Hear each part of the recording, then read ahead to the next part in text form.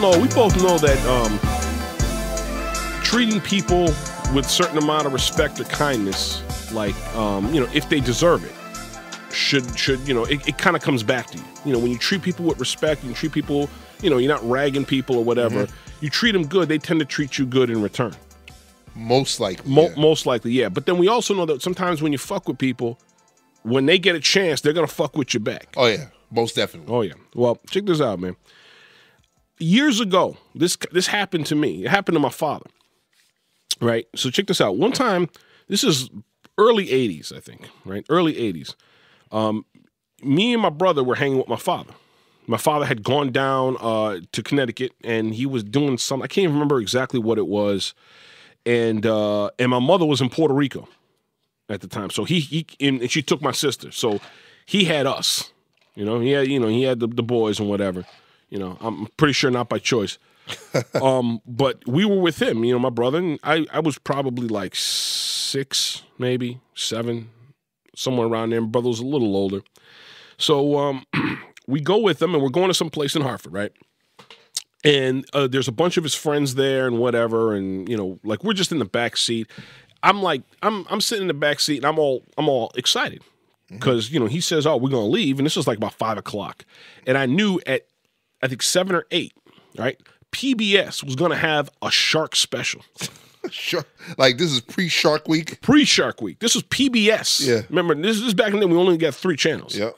PBS was going to have a special on sharks, and I was so hyped to see it because I loved sharks when I was a kid, So, I watched a lot of PBS when I was a kid. Yeah, because that's all, that's all it was on. So anyway, we're all like, I'm hyped up. My brother's like, yeah, it's going to be interesting. He wanted to see it too, whatever. So, waiting for my father to get done, hanging out with his boys or whatever. And sure enough, he accidentally, because I guess he was at this market and they had like, I don't know, they had fish or something like that. Because my father likes fishing. And a lot of his boys like fishing. So there was something about fish going on there. Yep. So I remember like he was putting some fish and, like buying it off of a friend of his or something that had caught some. And they're all, drinking beer, smoking, talking about fishing. And then he accidentally locked his keys in the trunk. Oh. And he was pissed. He was like, fucking ass. So he was trying to get open the lockup so he can, open it and get the keys so we can get out of there. And then one of his friends, this guy, I guess he was a friend of his, drove up and he was laughing. He was like, oh, you got your keys stuck in the car and, oh, were you drinking too much? And my father's like, this motherfucker, you know what I mean? Like, this fucking guy's breaking my goddamn balls. I got my 2 kids in the car. I can't get the keys out. I got fish in there. So, like, it's in a ice, but it's gonna fucking, the ice is gonna melt. Yeah. So he's kind of like this motherfucker, you know what I mean? And I remember the guy kept kind of ragging my father. Kind of like, look what you did, where's your head at? Like, you were drinking this morning, weren't you? My father's like, this motherfucker, yeah, I was drinking this morning, but that has nothing to do with it. Like, you know what I mean? So my father was pissed. So I remember the guy saying to my father and his friends was like, well, that he had come, but he was leaving. He was, I'm leaving. Another car had pulled up, right? And the guy was like, yeah, I'm taking off. I'm going with my girlfriend. She's picking me up. I'm leaving my car here. And the guy, he parked his car and he left it there. And the other guy, that was one of my father's friends said, oh, wow, boy, you better make sure your wife doesn't catch you, because he was cheating on his wife. And he was like, don't worry about it. I'm in her car. Nobody recognizes her car. So he got in his car and in his chick's car, laughed at my father and drove away, right? And my father's like, in Spanish, he was like, you know what he is? He's a son of a bitch. That's what he is. He comes around here, he's breaking my balls, wasting time, and he's out there, like fucking around with some chick, behind his wife's back. Like he's a fucking piece of shit. I mean, glass houses for my pops. But anyway, regardless, he was pissed, right? So then while this is happening, I'm missing the shark thing. Yeah. And I'm like, God, it's already 7 o'clock. It started. There's no way we're going to get there in time.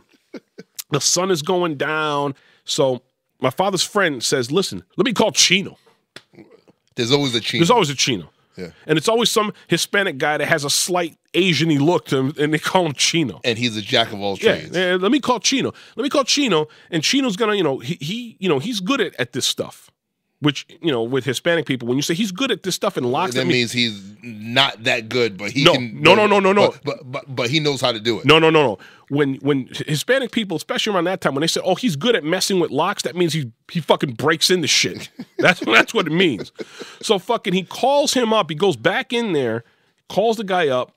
2 hours later, the sun's like, it's nighttime, and 2 hours later, Chino pulls up in his car, and he looks at the lock, and my father's already fucking destroyed the lock. And he's like, I can kind of get it open a little bit, but not all the way. So Chino's like, all right, let me handle it. You know, gets in there, and Chino's able to get the thing open. So he opens it up. My father grabs the keys. They're right there. The fish is starting to stink a little, you know, whatever. So I'm like, finally, we can get out of here, right? So my father, like, he wanted to give the guy something because the guy kind of came out of his way. He broke into his thing or whatever like that. But, you know, he didn't want to really part with any money. So he had an idea.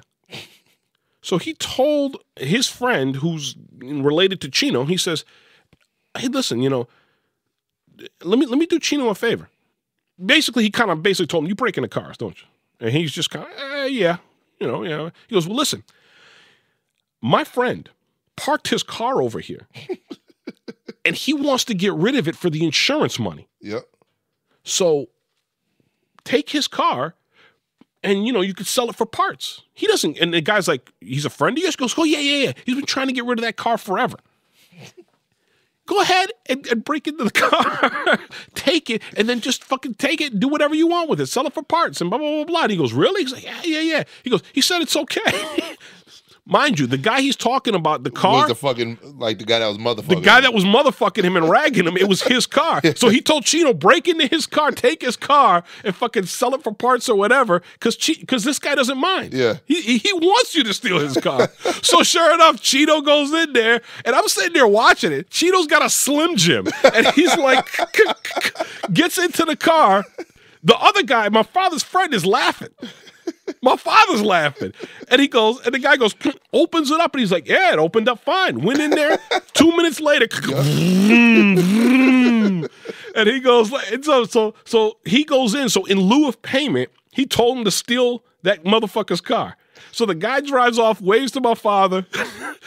My father and the guy are laughing. They take off. The other guy takes off. My father gets in the car. I'm like, yo, Pop, we going home? He goes, yeah, we going home. And I looked, I'm like, did that guy steal that car? So my father just says, no. He's just going to take it for a ride. He's just going to take it for a ride. He's going to bring it back. So no, my brother was like, it looks like he stole the car. That's what my brother said. My brother said, I don't know. It looked like he stole it. He didn't have the keys. And then he goes, all right, maybe he did. Don't tell your mother. And we drove off all the way up to Springfield. We drove back to Springfield. And then, yo, check this out. I want to say it was about, like a month later or something. You know, my mother came back, you know, whatever like that. And it was one of the funniest times. One of the rare times my father was home at the same time.